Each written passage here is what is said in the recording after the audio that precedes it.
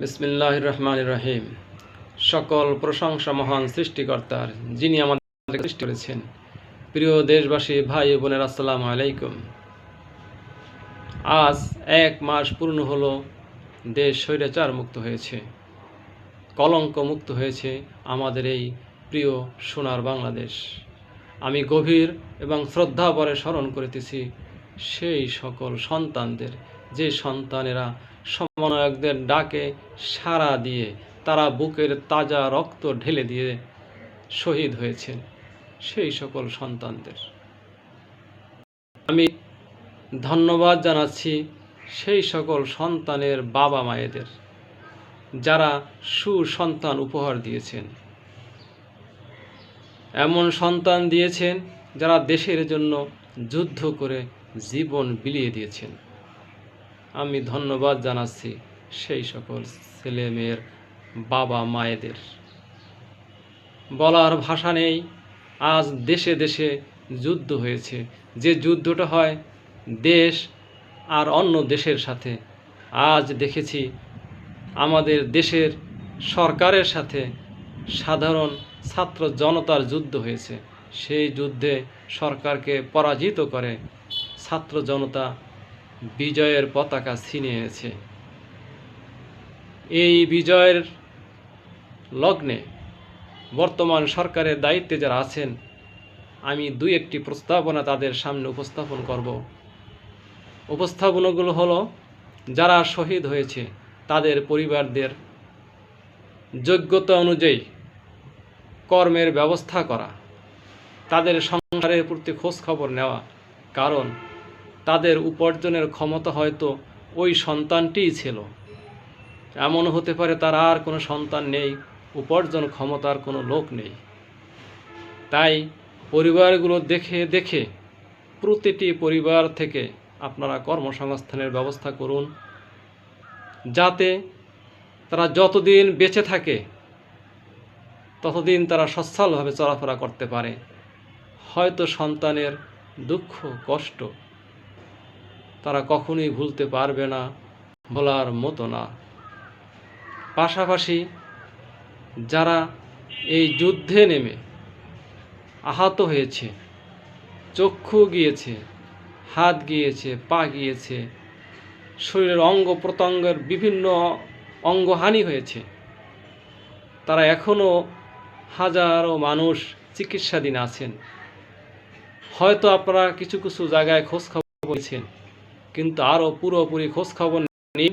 দেখুন তাদের চিকিৎসার ব্যয়ভার কিভাবে বহন হচ্ছে, আদৌ তারা সঠিক চিকিৎসা পাচ্ছে কিনা। তাই আমি বিনয়ের সাথে আবেদন করব এই সরকারের প্রতি, যে সরকারটি এই সাধারণ ছাত্র জনতা এনে দিয়েছে।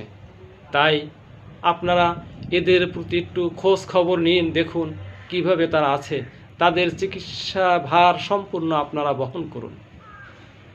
পাশাপাশি এদের প্রতিটি পরিবার থেকে যোগ্যতা অনুযায়ী সরকারি হোক বেসরকারি হোক আপনারা কর্মের ব্যবস্থা করুন, তারা যেন সচ্ছলভাবে তাদের পরিবারটি চালিয়ে যেতে পারে।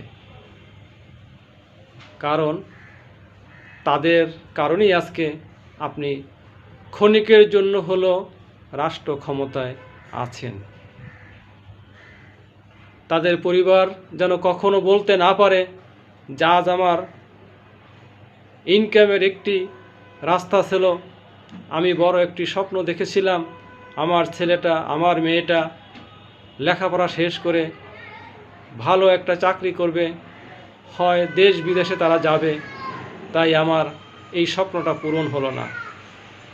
আমি দাবি জানাচ্ছি যেন এই ধরনের অভিযোগ কষ্ট নিয়ে কোনো মা বাবা জাতির সামনে বলতে না পারে যে আমার সন্তানটি আজ অসহায়, আমার সংসার চলতেছে না। আপনারা এই দিকটা লক্ষ্য করুন। টাকার অভাব হবে না, শুধুমাত্র গত স্বৈর শাসক আমলে যত এমপি মন্ত্রী ব্যবসায়ীরা ছিল তাদের ধরুন, তাদের ব্যাংক অ্যাকাউন্টগুলো জব্দ করুন। দেখুন টাকার কোনো অভাব নেই। ওই সকল দুর্নীতিবাজদের সম্পদ বাজেয়াপ্ত করে রাষ্ট্রীয় কোষাগারে জমা নিয়ে যে অর্থ হবে, আমার বিশ্বাস তত অর্থ বেতন এবং পরিবারের ব্যয়ভারের পিছনে খরচ হবে না। যত টাকা এরা বিদেশে পাচার করেছে, ওই টাকাগুলো কিভাবে ফেরত আনা যায়, প্রয়োজনে আলাদা কমিশন গঠন করুন টাকাগুলো ফেরত আনার জন্য।